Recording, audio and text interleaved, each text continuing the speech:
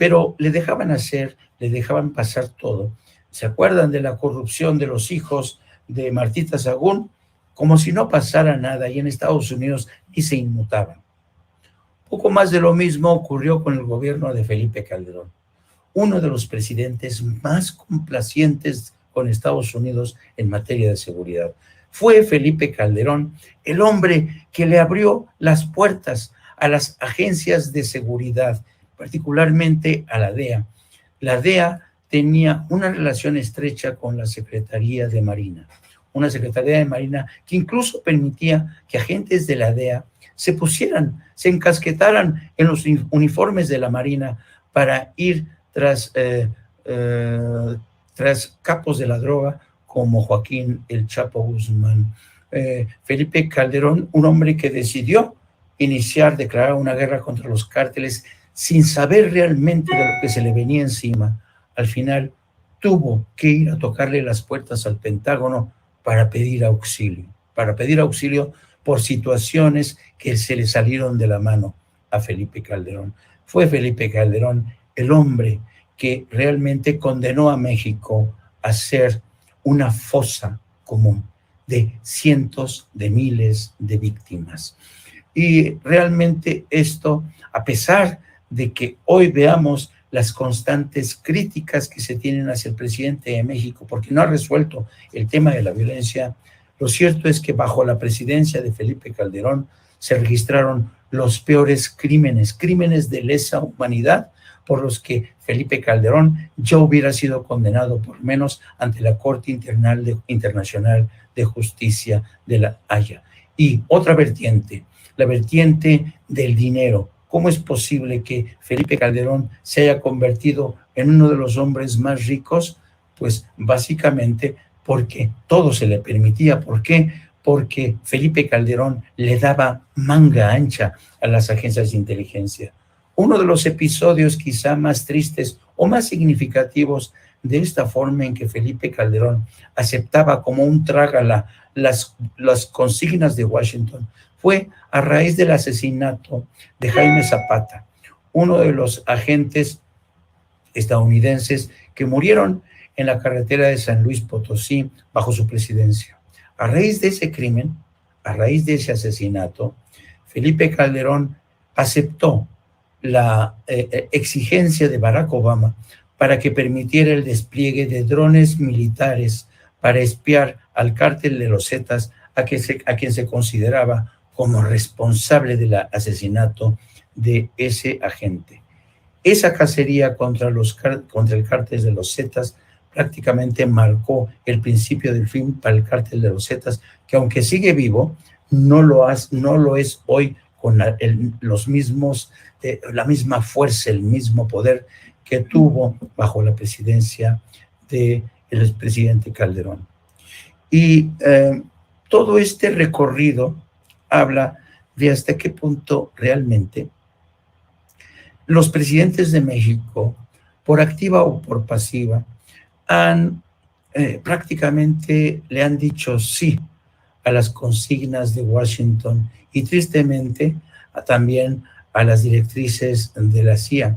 Por eso es que México siempre se consideró en muchos sentidos un aliado incondicional de Estados Unidos en la lucha sobre todo que se libró en la década de los 70s, los 80s contra la amenaza comunista en Centroamérica. ¿Quién no se acuerda de la guerra contra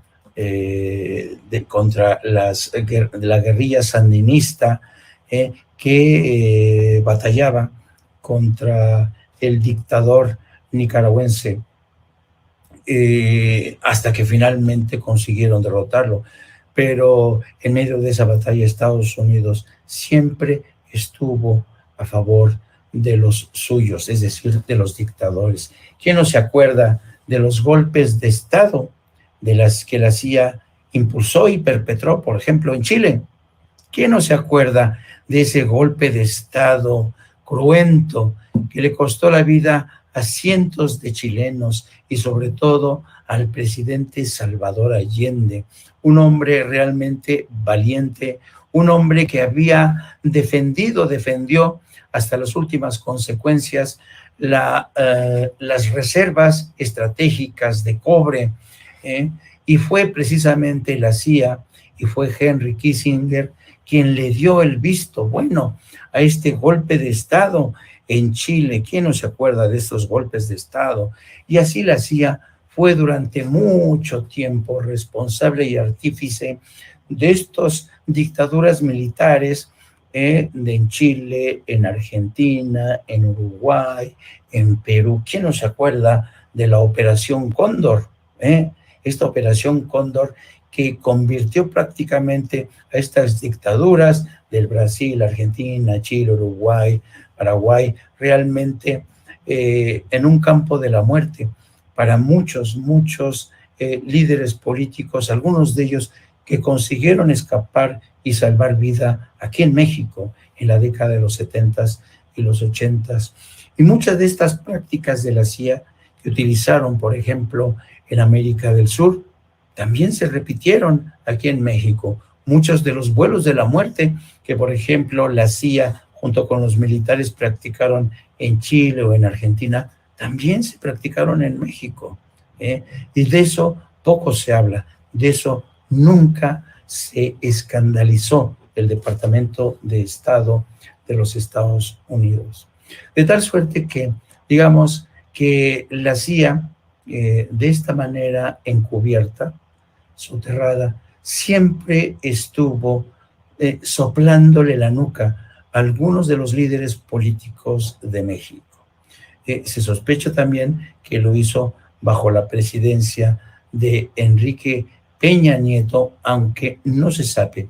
Será necesario quizá que en el futuro investiguemos o se desclasifiquen documentos para saber hasta qué punto Enrique Peña Nieto actuaba con la autorización o con el consenso o de acuerdo con directrices de la CIA. Una cosa sí estoy seguro: Enrique Peña Nieto fue uno de los presidentes que respondió a uno de los viejos objetivos de la CIA. ¿Cuál fue este? Entregar la industria eléctrica y petrolera mexicana a manos, a corporaciones extranjeras. No es un secreto que siendo aún candidato del PRI a la presidencia de la República, Enrique Peña Nieto viajó varias veces a Washington para entrevistarse, ya saben, hacer esta pasarela que hacen todos los expresidentes que quieren recibir la bendición de Washington. Y en estos viajes de Enrique Peña Nieto a Washington se entrevistaba con congresistas, con analistas, con think tanks. Esos think tanks, que ya saben, son centros del pensamiento, pero que en realidad son centros del pensamiento, pero sobre todo de intereses creados, de industrias petroleras, de grandes industrias corporativas, que invierten para que analistas hagan estudios que favorezcan a sus empresas. Bueno, cuando Enrique Peña Nieto va a Washington, se entrevista con estos analistas, con estos expertos, en los que empieza a dar señales, a dar pistas de que su gobierno sí va a recibir con los brazos abiertos a inversión extranjera en la industria eléctrica y la industria petrolera. Y es todavía más significativo el hecho de que uno de los congresistas demócratas del Partido Demócrata, Henry Cuellar, fuera uno de los hombres más próximos en esa etapa con Enrique Peña Nieto. Henry Cuellar se convirtió en uña mugre de Enrique Peña Nieto, lo acompañaba en sus viajes, lo presentaba ante colegas del Partido Demócrata y del Partido Republicano, para presentarles como un presidente que resurgía de las entrañas de un nuevo PRI, un PRI que no tenía que ver nada con los dinosaurios del pasado, no. Este era el representante de una nueva generación de priistas que iban a modernizar al partido y a México. Y en ese proceso de modernización que se incluía la industria petrolera. Fue Henry Cuellar, junto con su colega, el republicano Michael McCall, también de Texas, quienes estuvieron más interesados en tener reuniones con Enrique Peña Nieto y estaban muy interesados estos dos congresistas del estado de Texas en el tema petrolero por obvias razones. Texas es básicamente un estado petrolero.